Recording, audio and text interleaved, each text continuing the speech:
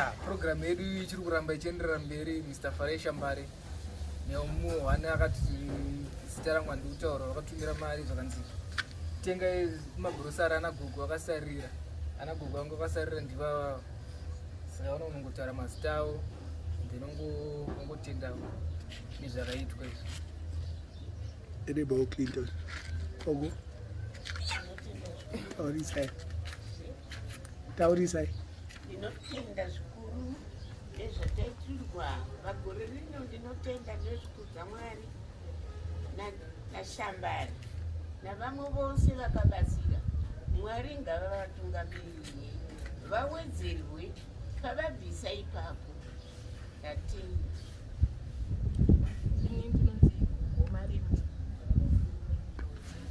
Ndinonzi Gogo Magribhi.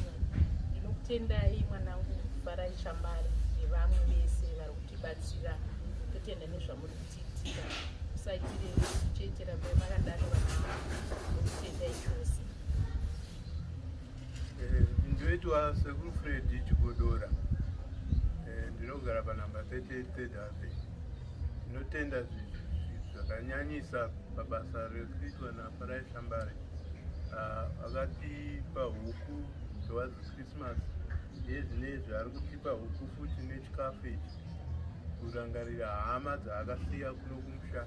Zvinotenda zvikuru, basa rake rirambe richipfuurira mberi.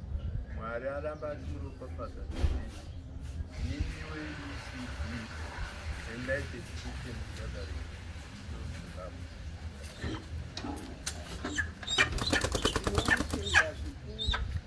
Farai Shambare nezvaatiitira, zvaaramba akadaro, zvawedzerwe makore ekurarama panyika.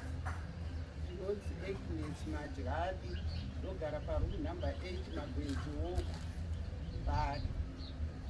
Aiwa, tatenda modya huku dzenyu nemazowe. Aiwa, manpower.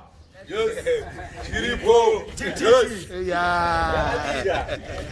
Ya vamwe gogo vauya vangu vasarira vagogo, kana mune zvekutaura taurirai.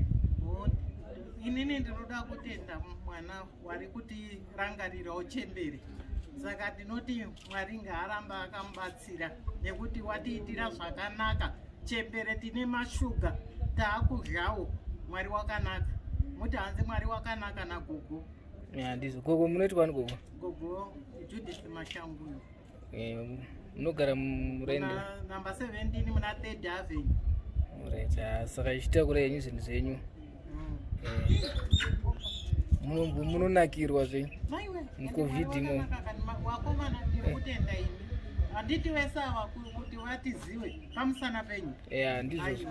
Ndinotenda. Tinotenda nemhandara iya muti hanzi nagogo ndatenda chaizvo. All right. Uyu ndiye wawo